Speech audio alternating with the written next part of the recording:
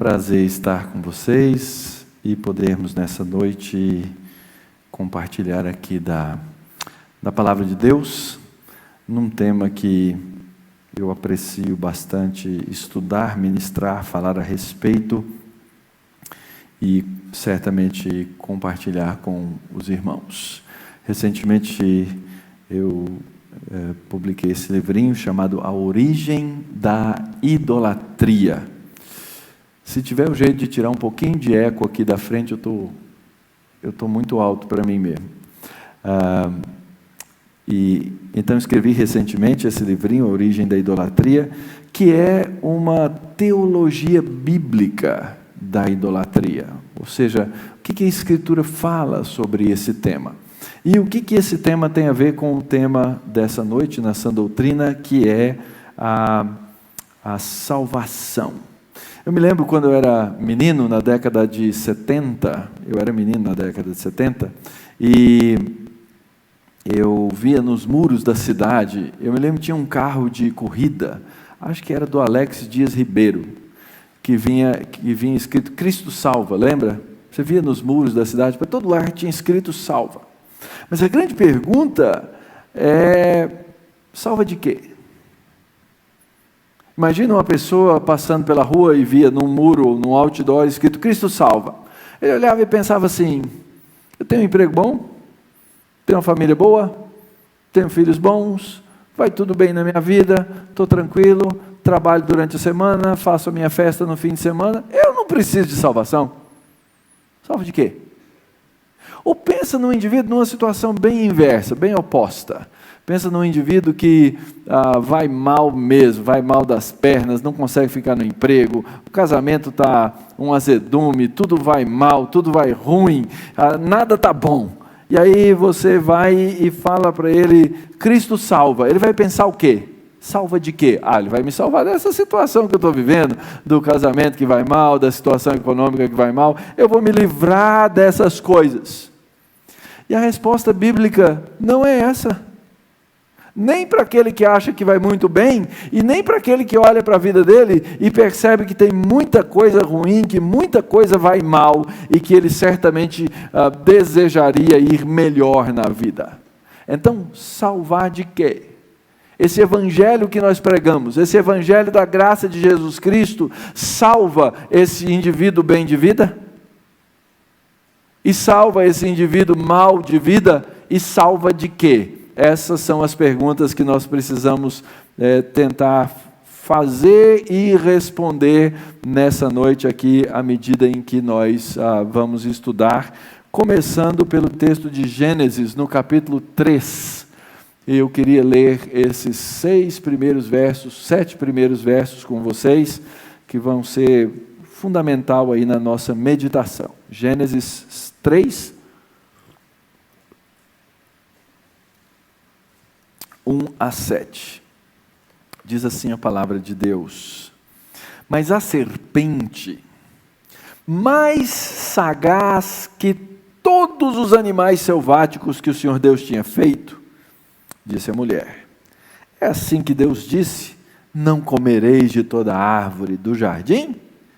Respondeu-lhe a mulher: Do fruto da árvore do jardim podemos comer, mas do fruto da árvore que está no meio do jardim, disse Deus, dele não comereis, nem tocareis nele, para que não morrais.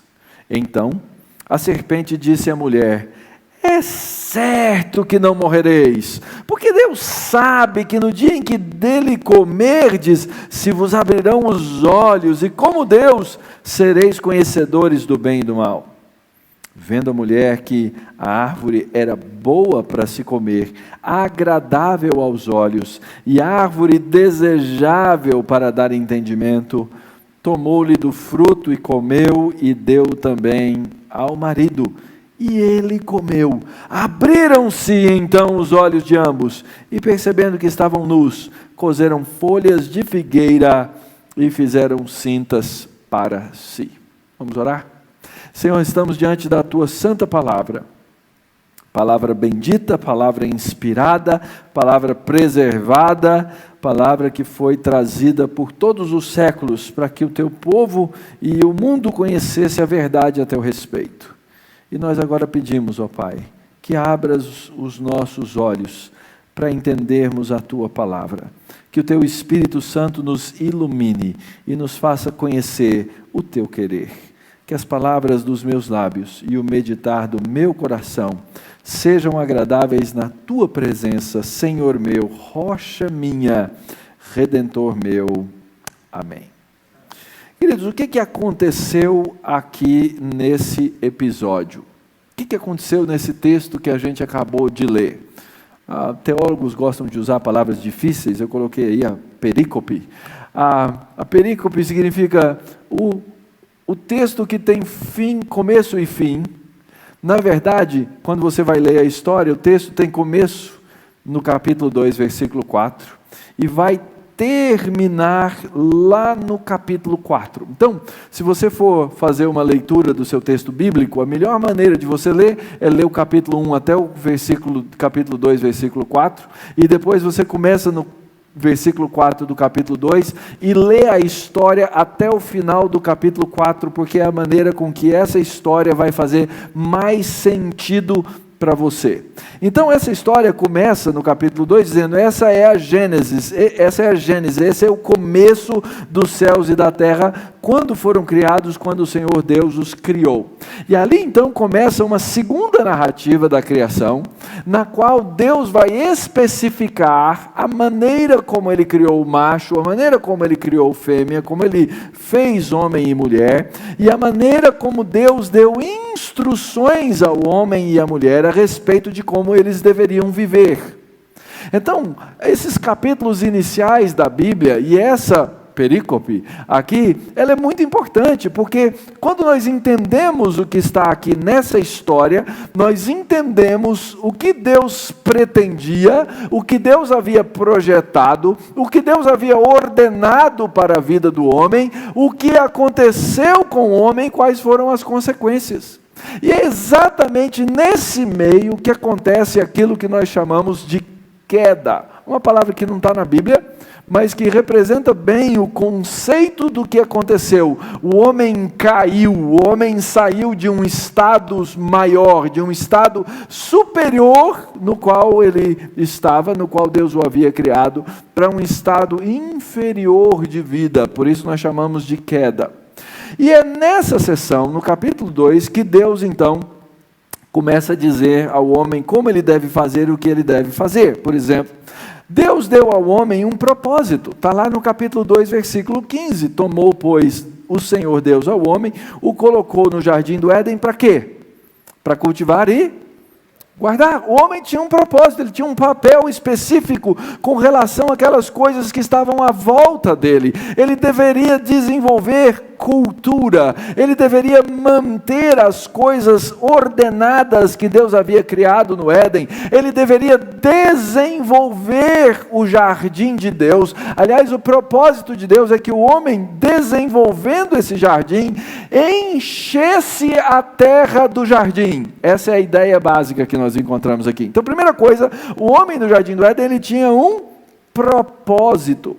Nós aprendemos também, no texto do capítulo 2, que Deus havia dado ao homem uma liberdade. Capítulo 2, versículo 16, é a sequência. Deus diz, olha, de toda árvore do jardim comerás livremente. Você pode comer qualquer coisa que está aí no jardim. Você vai guardar, você vai cultivar, você vai cuidar da plantação de tomates, de pepinos, você vai ordenar as coisas do jardim, você vai levar as sementes, você vai levar as mudas para você espalhar no jardim.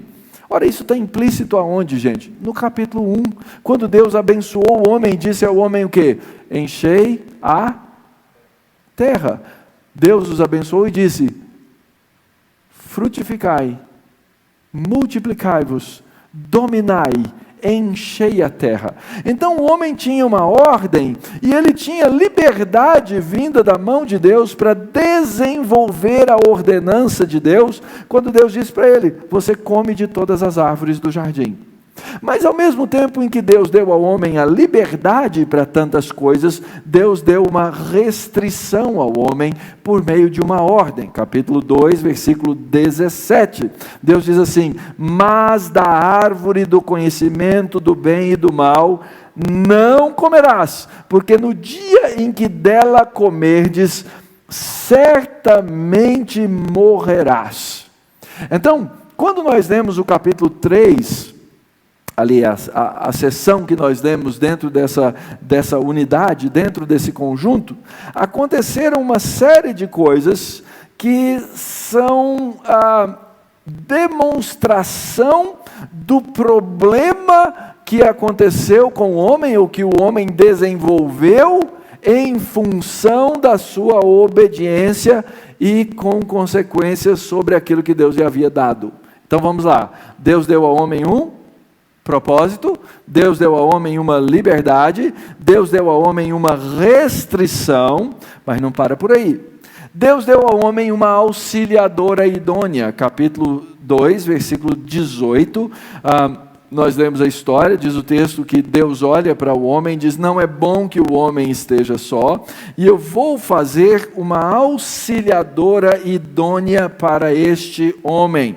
Ora, Deus olha para o homem e sabe que aquele projeto, que aquele plano de crescer e multiplicar, só iria funcionar se houvesse uma auxiliadora. O homem não era autorreprodutivo, ele não podia se reproduzir sem uma auxiliadora. Então, por isso que não é bom que o homem esteja só. Deus então provê a mulher, a auxiliadora idônea, e essa vai ajudar o homem, ela vai ser essencial ajuda para que o homem desenvolva a sua missão. Qual é a missão do homem? Está lá no capítulo 1. Guardar, cultivar, capítulo 2. No capítulo 1, encher a terra, crescer, multiplicar, sujeitar e dominar. Então o homem tinha esses papéis e a mulher é uma auxiliadora essencial. Sem a mulher ele não poderia cumprir a missão. Por isso que não é bom que o homem esteja só. Deus lhe dá uma auxiliadora. O que mais? Deus deu ao homem uma autoridade sobre a criação. Isso é muito importante. O homem lá no Jardim do Éden, ele funciona como uma espécie de subgerente. Deus é o gerente, Deus é aquele que tem o projeto, Deus é aquele que gere, mas Ele dá nas mãos do homem a responsabilidade e a autoridade de gerência sobre a criação. Como é que a gente sabe isso? Versículo 19 do capítulo 2 diz assim: Deus havia criado os animais, Deus então traz todos os animais do campo, e diz o texto, trouxe-os ao homem para ver como este lhes chamaria. E o nome que o homem desse a todos os seres viventes, esse seria o nome deles. Deus não interferiu.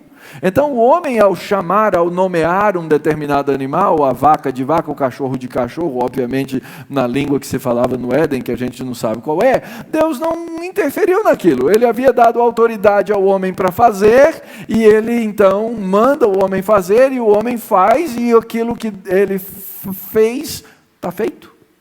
O homem tinha autoridade. Aliás, esse é um conceito bíblico muito importante. Nomear, dar nome, é um conceito de autoridade. Você só pode nomear alguém que você tem autoridade sobre. É por isso que Deus deu o nome ao homem. É por isso que lá para as tantas nas histórias bíblicas, o que acontece? Deus vai e muda o nome de alguém. Por quê? Ele muda porque ele pode mudar. Ele muda porque ele tem autoridade para mudar. Então Deus deu ao homem uma auxiliadora, e Deus deu ao homem uma autoridade sobre o mundo criado. Mas Deus também havia dado ao homem integridade.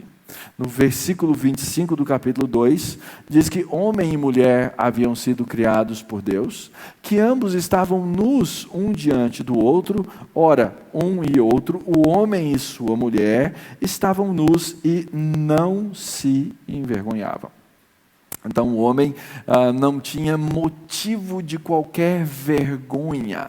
Não havia nada na vida do homem e da mulher no jardim do Éden que padecesse de integridade a ponto de que um precisasse esconder alguma coisa do outro. Eles eram, na presença um do outro, perfeitamente transparente por causa da integridade da mente e do coração naquele estado. Muito bem, então agora nós voltamos ao nosso texto. Esse é o contexto no qual essa história que nós lemos aconteceu. Aparece um personagem novo na história, a dona serpente. Diz o texto que essa dona serpente era a mais sagaz dos animais selváticos que Deus havia feito. Primeira coisa, era um animal e era um animal que era criação de Deus. A serpente é criação de Deus. Nós não podemos esquecer isso. Talvez você pergunte, mas pastor, quem é essa tal da serpente? Por que ela aparece aí na história?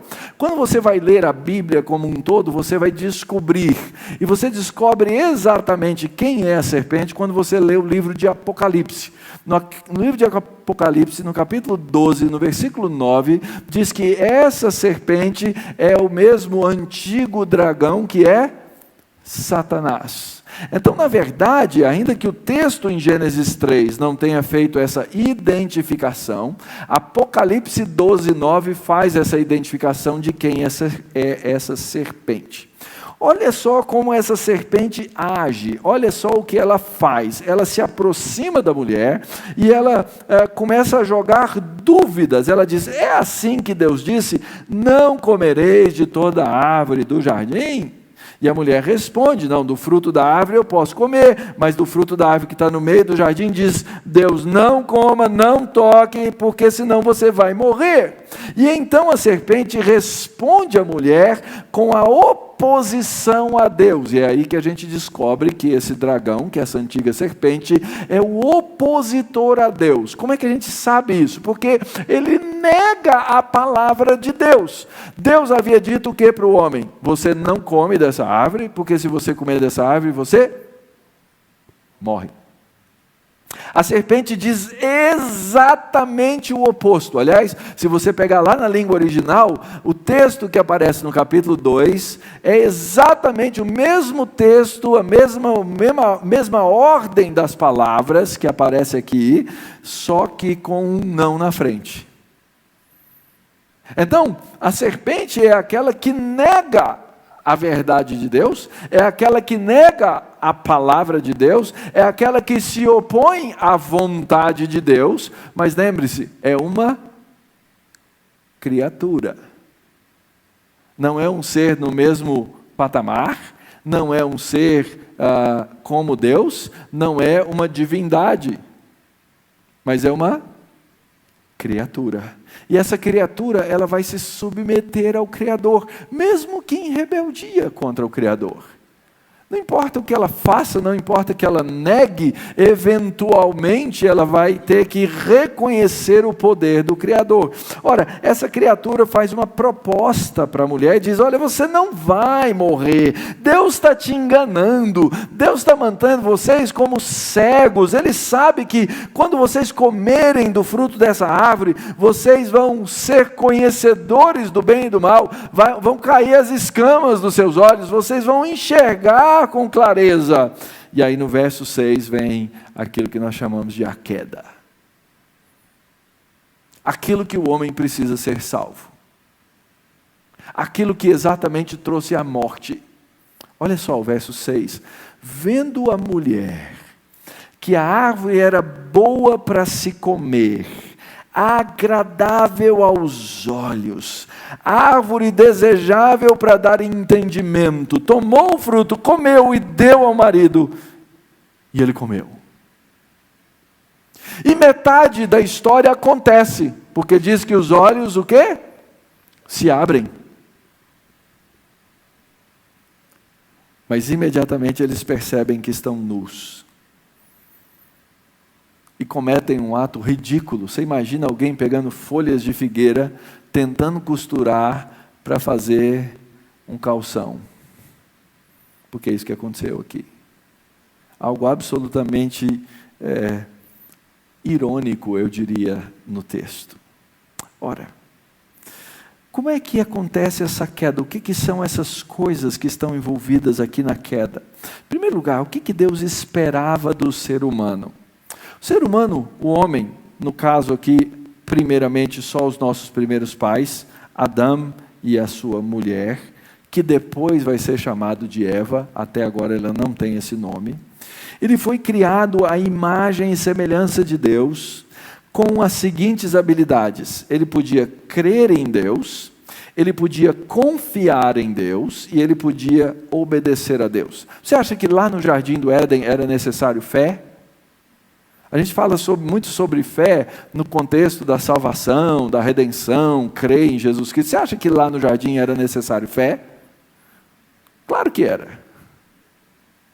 Ele tinha que crer, o homem foi criado para crer na palavra de Deus. Deus falou para ele o quê? No dia que você comer, não come dessa árvore, porque no dia que você comer, você vai morrer. No dia que o homem foi lá, pegou e comeu da árvore, o que ele fez? Ele trocou a sua fé, ele trocou a sua fidelidade, ele deixou de crer na palavra de Deus para crer na palavra de um outro, no caso, o capiroto, o capeta. Foi isso que aconteceu. Então a primeira coisa que acontece, que vai encaminhar esse processo de queda, é a perda de fé, é a perda de confiança. Crer não é mero assentimento mental. O capeta sabe que Deus existe. Tem muita gente que sabe que Deus existe, mas nós precisamos fazer o quê? Nós precisamos confiar em Deus. Existe uma história famosa, eu não sei contá-la exatamente, mas eu sei contá-la mais ou menos. Vocês acreditem que eu estou contando ela da melhor forma possível, tá bom? Diz que isso é fato, aconteceu. Um desses caras equilibristas, ele mandou cruzar um cabo lá nas cataratas do Niágara, e ele então resolveu atravessar por cima desse cabo as cataratas do Niágara. E a multidão se ajuntou, e gente se ajuntou para enxergar isso, e ele então foi até a metade. Diz a história que lá no meio do cabo, ele parou para comer uma omelete, tá? E depois continuou, e depois voltou. Depois ele pegou um equipamento lá, e pegou um barril, e atravessou com aquele barril sobre as cataratas do Niágara. Depois ele pegou um saco de batatas, colocou dentro do barril, e atravessou de volta, ida e volta. E a multidão olhando, e ele perguntou para eles: vocês acreditam que eu sou capaz de fazer essas coisas? Quem é que podia não acreditar? Ele tinha feito o quê? Na frente dos olhos deles. E aí ele perguntou então: agora quem quer entrar no barril? Percebe a diferença entre crer e confiar? Não apareceu nenhum candidato. Ninguém quis atravessar. Ninguém foi com ele. Exatamente isso. Tem muita gente que assente intelectualmente que Deus existe, mas não confia em Deus, não confia na bondade de Deus, não confia nos atributos de Deus para entregar a sua vida para Ele, e vive alheio a Deus. Então, o homem teve a habilidade de crer, ele tinha a habilidade de confiar, porque Deus era confiável, e ele precisava obedecer a Deus. E ele fez o quê? Ele quebrou todas essas coisas. Ele desconfiou de Deus, ele deixou de crer na verdade de Deus, ele deixou de obedecer a Deus. Sumiu a confiança na palavra, sumiu a confiança no disse Deus. Foi isso que aconteceu com a mulher. Vendo, e olha só, o negócio vai pelos nossos sentidos. Não é só uma coisa da cabeça, mas envolve o ser todo. Vendo a mulher que a árvore era boa para se comer. Ela viu. Ela colocou as suas aspirações, diz o texto, e que era agradável aos olhos. E ela era desejável, ela entregou parte das suas paixões para dar entendimento. Ela foi e tomou o passo, ela tomou a atitude, ela foi lá, ela pegou o fruto, ela comeu o fruto e ela deu também ao marido. Percebe como o pecado todo se desenvolve aqui diante dos olhos? Esse foi o primeiro ato de idolatria. Mas pastor, por que o senhor está chamando isso de idolatria? Por quê? Por que isso é um ato de idolatria? Olha só, eu já falei dos sentidos: ver, agradável, desejável. Sabe por quê, queridos? Porque idolatria é uma coisa que acontece no coração da gente. No ano de 2000, eu fui dar aulas de teologia bíblica na Ucrânia. Lembra, em 89 é que acabou a famosa cortina de ferro. Então, fazia o quê? 11 anos apenas que o velho império russo havia acabado e a Ucrânia havia se tornado um país livre. Ainda era um país, comparado ao Brasil, bem primitivo em muitas coisas e em teologia, então, zero. E lá fomos eu e outro colega professor dar aulas lá. E aí, para mostrar as coisas do Brasil para eles, porque eles tinham pouco acesso às coisas, eu levei o famoso álbum de fotografia. Alguns aqui lembram. A gente ia e comprava filme. Hoje a geração moderna não tem nem ideia do que é isso. Você ficava num dilema se você comprava o filme de 12, 24 ou 36, lembra?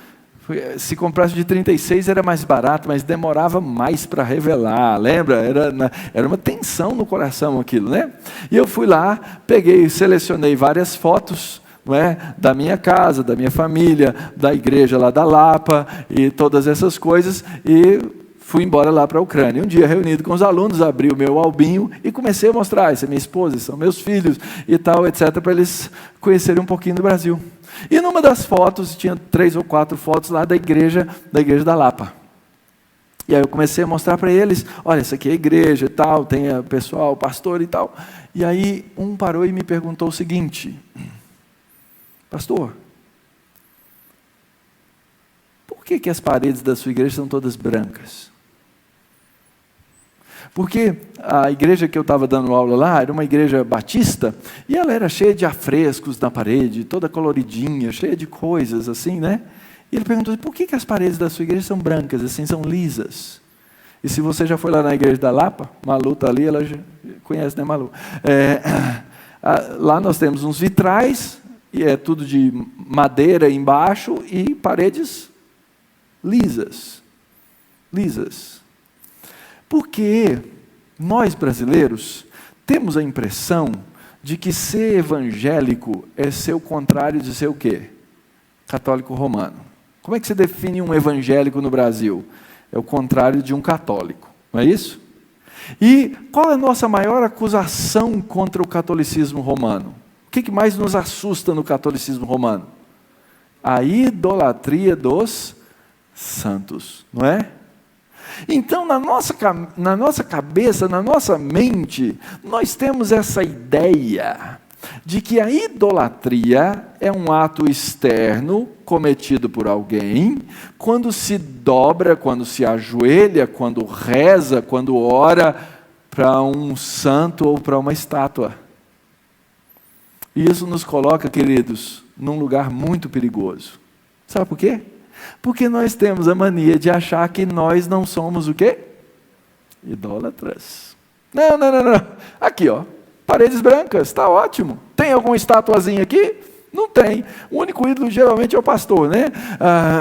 Mas o resto não.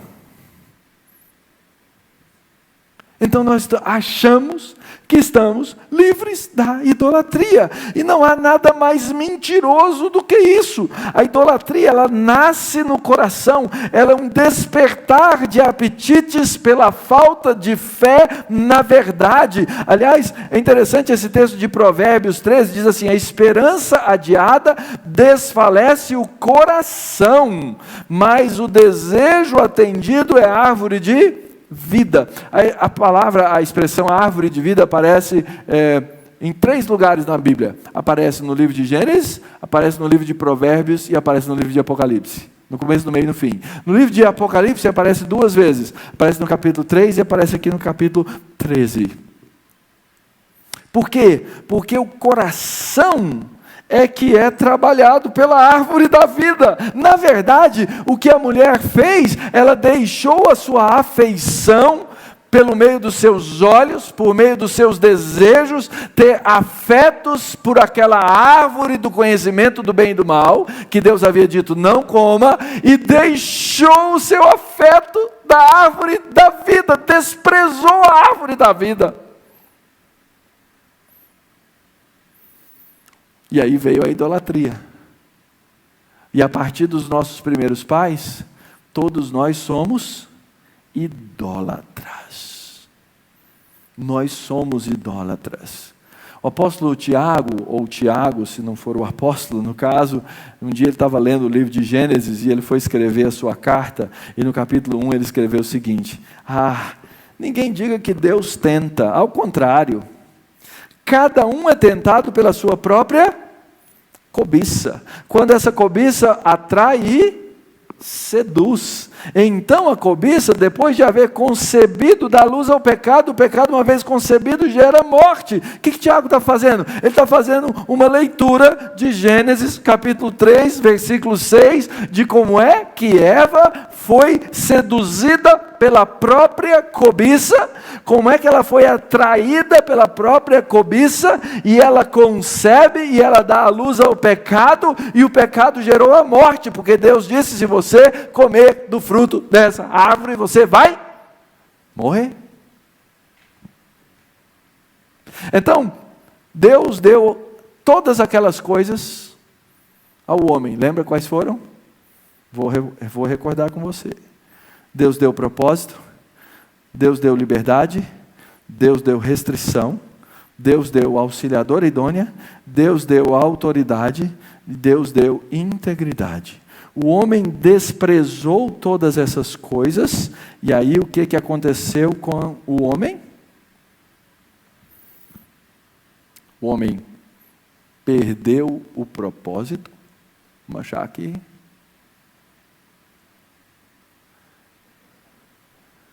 Acho que eu pulei muito. Volta. Mais um. Isso. As consequências da idolatria foi tudo que o homem perdeu. Ele perdeu o propósito. Ele agora não tem mais propósito em guardar e cultivar o jardim. Na verdade, ele vai perder a casa própria. Ele vai ser expulso do jardim. E daí surgiu esse anelo nosso pelo BNH, não é? Quem sabe o BNH é da minha geração, o Banco Nacional da Habitação, tá? Todo mundo queria comprar uma casinha pelo BNH. Hoje você usa o sistema financeiro da habitação e adquire uma dívida para a vida. Aliás, é o seguinte, eu estou pagando o financiamento do meu apartamento e dia 4 de outubro quero convidar vocês para uma festa, que é a última prestação do apartamento. 4 de outubro de 2041. 2041.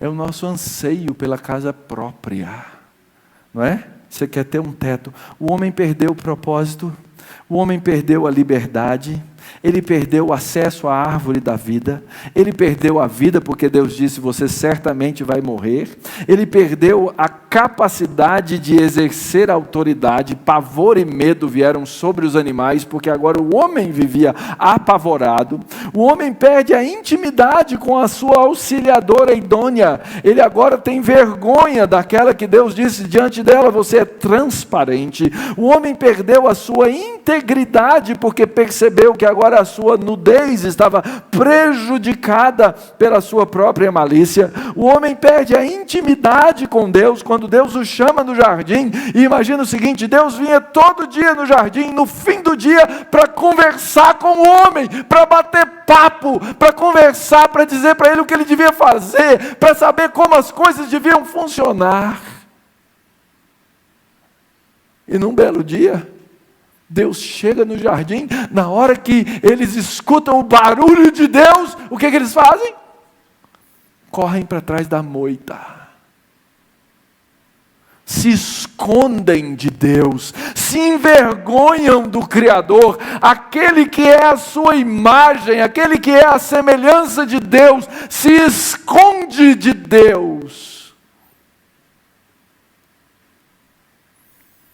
Perde todas essas coisas, porque comeu o fruto amargo da idolatria.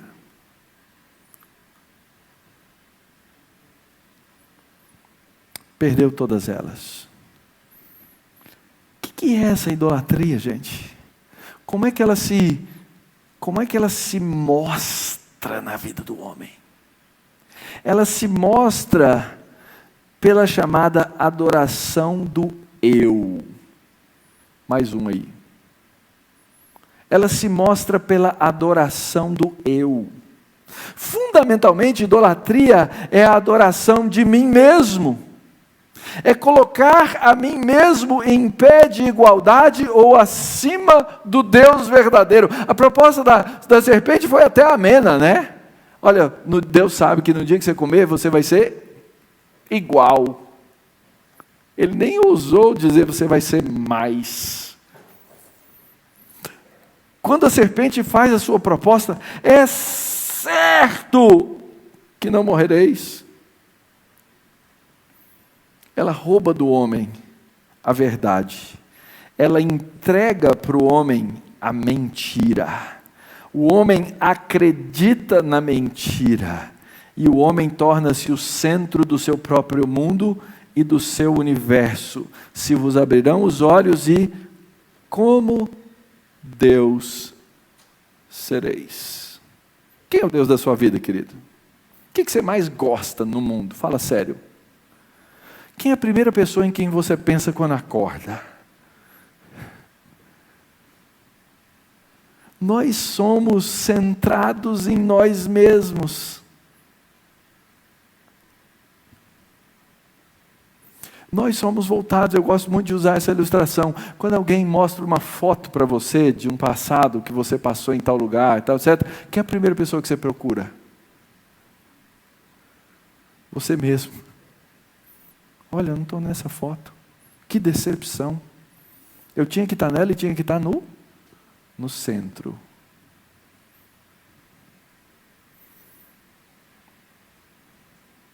Na verdade, o homem conhecia a verdade de Deus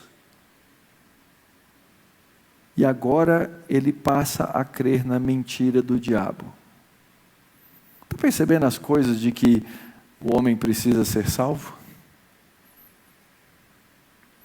Percebe que aquele cara que está bem de vida, que está bem casado, que tem um bom emprego, ele é o Deus da vida dele se ele não tiver a Jesus Cristo como seu Senhor? E que é exatamente disso que ele precisa, de redenção, de salvação.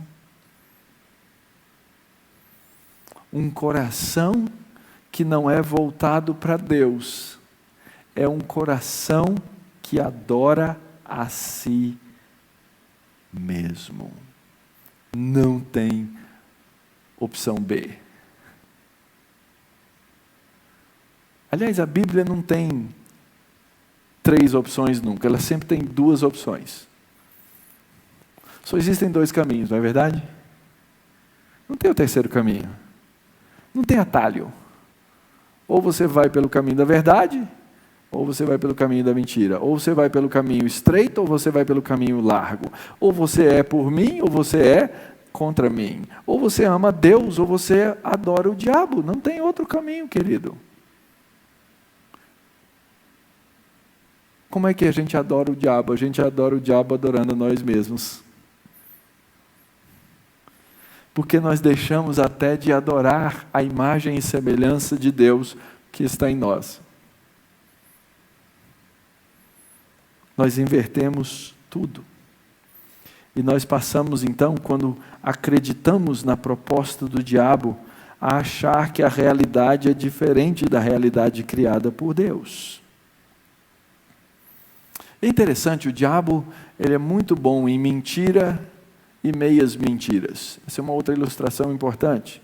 Se eu pedir ao pastor Robson, faz um favor para mim, tampa metade desse buraco aqui na parede, o buraco é imaginário, tá? E ele vier tampar metade do buraco. E o próximo grupo de pessoas que entrar aqui, eu perguntar para eles, o que tem aqui na parede? Eles vão dizer para mim que tem o quê? Um buraco, eles não vão dizer que é meio buraco. Um buraco é sempre um buraco. Satanás é mestre nessas coisas. Ele é o pai da mentira. É por isso que não existe meia verdade. Existe a verdade contada de maneira parcial, que na verdade no fim é uma mentira completa. Onde é que a idolatria mora no ser humano? Eu gosto desse texto em Ezequiel 14, eu acho muito interessante. Olha só. Acompanhe comigo. Então vieram ter comigo alguns anciãos de Israel. Anciãos eram os presbíteros, os homens respeitados. E eles se assentaram diante de mim. Eles estão aqui diante do profeta Ezequiel, eles estão no exílio na Babilônia. Ezequiel é um daqueles profetas. E então Deus dá uma palavra para Ezequiel. Veio a mim a palavra do Senhor Jeová, dizendo: Filho do homem, esses homens levantaram os seus ídolos dentro do seu coração, tropeço para a iniquidade que sempre tem eles diante de si. Eu vou ficar respondendo pergunta desses caras? Nada disso. Então, Ezequiel, fala com eles o seguinte: assim diz o Senhor Deus, qualquer homem da casa de Israel que levantar os seus ídolos dentro do coração, não importa se tem ídolo fora, o importa é o do coração, e tem tal tropeço para a sua iniquidade, e vier o profeta, eu, Jeová, vindo ele, lhe responderei segundo a multidão dos seus ídolos. Eu respondo o idólatra com a idolatria dele. Para quê? Para que eu possa, passa aí o próximo, por favor, para que eu possa apanhar a casa de Israel no seu próprio coração, porquanto todos se apartaram de mim para seguirem os seus ídolos. Então diz a casa de Israel, assim diz Jeová Deus, convertei-vos, apartai-vos dos vossos ídolos, dai as costas às vossas abominações. Porque qualquer homem da casa de Israel, ou dos estrangeiros que moram em Israel, que se alienar de mim e levantar os ídolos dentro do seu coração, e tiver tal tropeço para a iniquidade, e vier ao profeta para me consultar por meio dele, a esse eu, Jeová, vou responder por mim mesmo.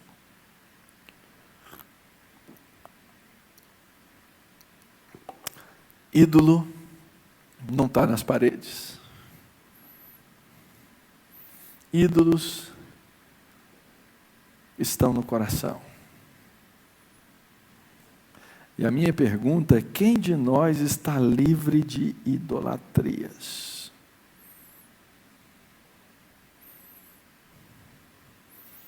E se você for bem honesto, você vai ver que você mesmo, crente, salvo por Jesus Cristo, remido pela graça, continua a carregar ídolos no coração.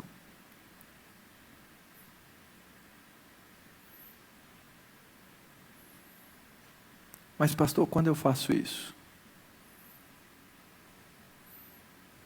Quando você mente. Ah, pastor, mas as minhas mentirinhas, elas são tão assim veniais. São tão pequenas. Só mentira branca. Não é? Não prejudica ninguém. É um ato de idolatria. A idolatria do seu coração, ela se mostra por meio da manifestação das suas paixões e dos seus desejos. Das coisas que você coloca em primeiro lugar. Que podem ser coisas boas. Interessante isso, né? Se há uma coisa que a Bíblia diz que a gente deve fazer, e fazer bem feito, é trabalhar, e tem gente que faz o quê? Faz do trabalho uma idolatria. Ou um marido faz da sua esposa a sua segurança. Ou uma esposa faz do marido o seu ídolo. Quer ver um perigo? Os filhos. A Escritura diz que filhos são herança do Senhor. E eu vejo família após família colocar os filhos num altar de idolatria. Como é o medo que um pai tem? Fala sério. Perder os filhos, né? A gente fica com tanto medo de perder os filhos, que a gente passa a idolatrá-los. E passa a colocá-los acima de Deus. Principalmente se a gente achar assim, se esse menino não for crente. E se esse menino não gostar de ir na igreja na adolescência? Eu paro de ir. E quando eu falo ir à igreja, cuidado, porque sabe o que pode ser idolatria? Ir à igreja.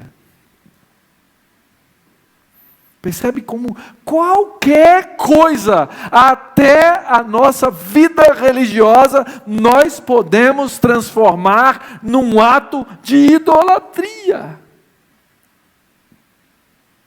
É por isso que o livro de Provérbios vai falar com tanta propriedade.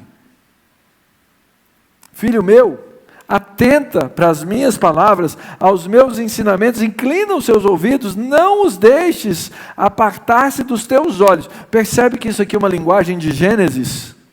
Apartar dos olhos, vendo que era desejável. Filho, inclina, por quê? Porque a mulher inclinou os ouvidos para quem? Para a serpente, inclina para os meus ensinamentos, não fica ouvindo a palavra do capeta, não fica ouvindo a palavra não inclina o seu coração para ouvir a palavra do capiroto, mas guarda no teu coração.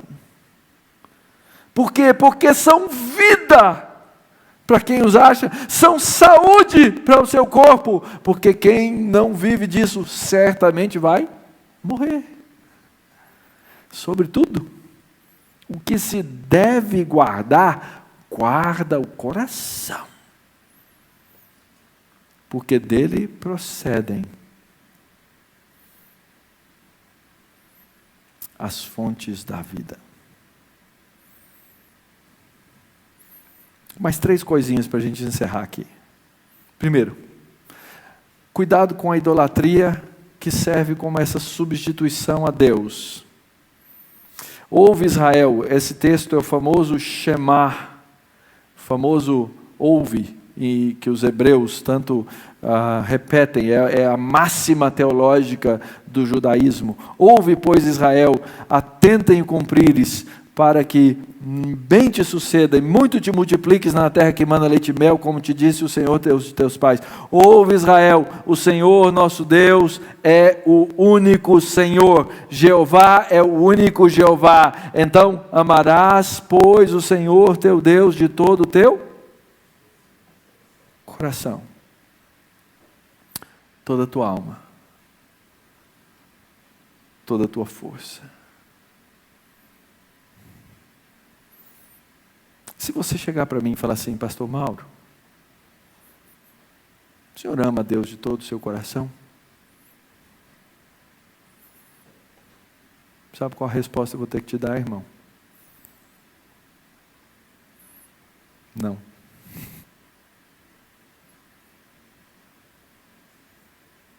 Como o senhor sabe disso? Porque todos os dias eu peco. Se eu amasse a Deus com todo o meu coração, eu não pecaria. Então, pastor, quem é que pode te salvar? E quem pode me salvar é Cristo. Cristo. Ele é o meu Senhor. Eu dependo dele todos os dias para amar a mim mesmo da maneira correta, para amar o meu Deus da maneira correta. Eu dependo de Cristo, eu dependo da graça.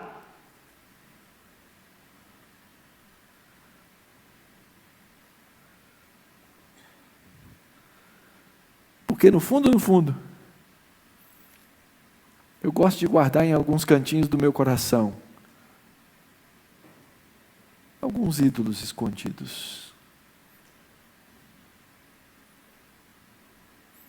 Só eu sei deles. Às vezes eu deixo os outros verem os meus ídolos. Pelas minhas expressões, pelas minhas palavras, quem sabe pelas minhas lágrimas. Mas a idolatria, queridos, é uma substituição de Deus. É interessante, esse capítulo 5, versículo 6, é o segundo mandamento. Deus diz assim: eu sou o Senhor teu Deus que te tirei da terra do Egito, da casa da servidão. Primeiro mandamento: não terás outros deuses diante de mim. Esse é o primeiro mandamento contra o quê?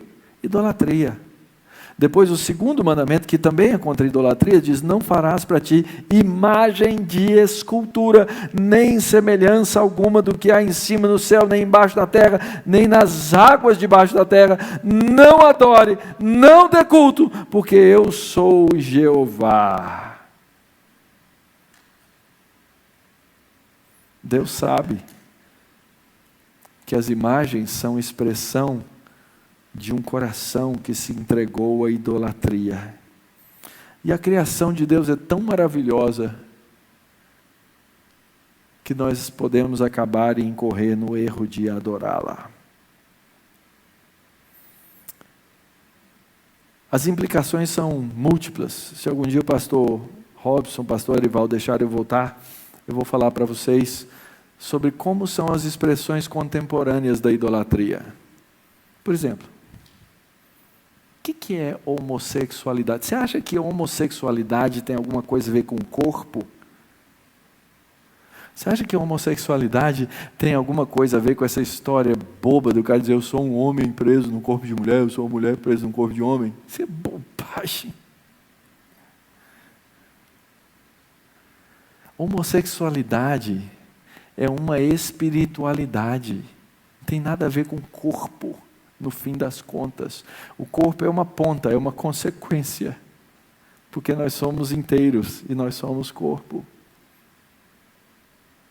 A homossexualidade é uma rebeldia contra Deus, a tal ponto que o homem diz: eu não quero ser o que Deus me fez ser. Passa pelos desejos, tenho a menor dúvida disso. Passa pelos olhos, não tenho a menor dúvida disso. Mas em última instância, é um ato de idolatria. É um ato de idolatria que mostra a rebeldia do ser humano.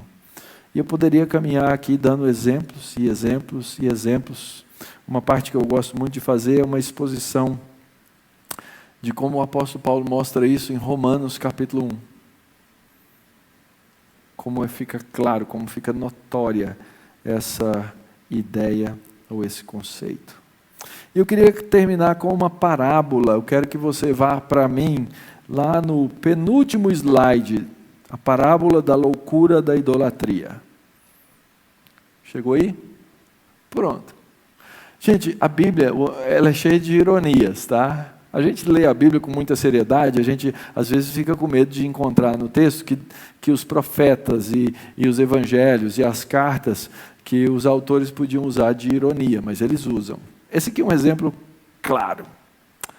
Um homem corta para si cedros, toma um cipreste ou um carvalho, fazendo a escolha entre as árvores do bosque. Imagina o cara chegar lá no bosque, vou escolher a melhor árvore. Tem cipreste, esse carvalho, olha aqui, essa aqui está bonita.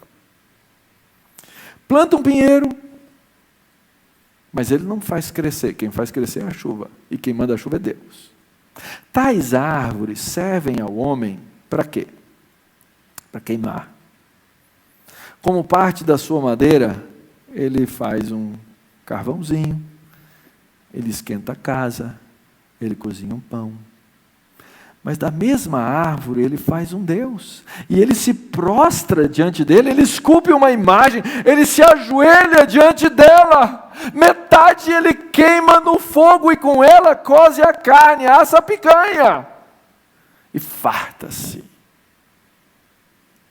E também se aquenta e diz, que bom essa luzinha da fogueira, que delícia. Então do resto faz um Deus, uma imagem de escultura, ajoelha-se diante dela, prostra-se, lhe dirige uma adoração, dizendo, livra-me porque tu és o meu Deus. Isso é uma palhaçada. É isso que o profeta está dizendo. Pensa na palhaçada que o homem faz pela sua idolatria. Ele faz carvão e ele faz um Deus da mesma árvore. O homem é louco.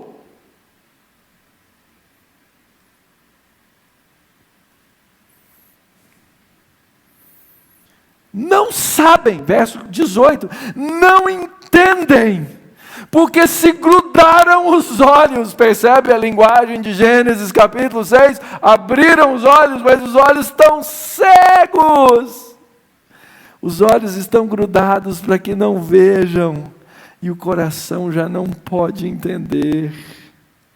Nenhum deles cai em si, já não há conhecimento nem compreensão para dizer, eu queimei a metade, cozi o pão sobre as brasas, assei sobre elas a carne e comi, e faria eu do resto uma abominação?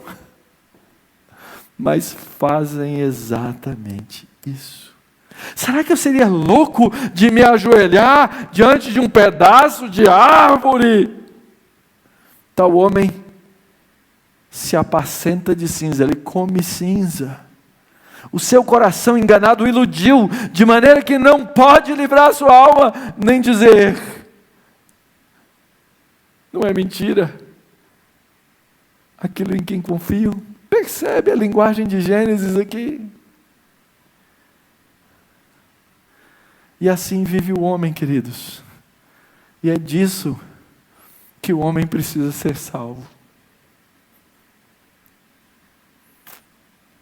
Por isso que o Evangelho, para ser pregado verdadeiramente, ele precisa primeiro abrir os olhos dos homens para a natureza do seu pecado, para a intensidade do seu pecado, para a loucura do seu pecado, para que finalmente ele possa reconhecer a grandeza de um Salvador. Senão ele vai permanecer cego, ou na sua suposta boa vida, ou na sua vida miserável, mas rumo à morte e rumo à destruição. Que Deus nos abençoe. Nos capítulos, no finalzinho do livrinho que eu mostrei para vocês lá no começo, tem algumas coisas nas quais eu falo sobre os crentes e a idolatria, e como é que nós devemos nos preservar livres dela. Essa é a oração que eu faço então por todos, pedindo que Deus nos liberte de todas essas idolatrias. Vamos orar? Senhor Deus bendito, nós agradecemos muito a Tua palavra. Agradecemos, ó Deus, a graça de Jesus Cristo. Agradecemos, ó Deus, a Tua bondade em nos fazer sair da loucura pelo conhecimento da Escritura, pela iluminação do Espírito Santo, pela obra completada de Cristo e colocada sobre nós. Te agradecemos, ó Deus, porque não permitiste que ficássemos na cegueira, na loucura da idolatria, mas nos chamaste das trevas para a tua luz. Ó Deus, naquelas coisas que ainda temos mantido ídolos escondidos, na loucura de achar que o Senhor não enxerga, livra-nos deles, ó Pai. Dá-nos a clareza a respeito dos malefícios de morte, da amargura que nos trazem, para que sim, livres deles, possamos ter vida e vida em abundância, ó Pai. Obrigado por Jesus Cristo, Senhor. Obrigado por esse excelente e maravilhoso Redentor que o Senhor nos deu e que nos enche de graça. É no nome dele que nós oramos. Amém.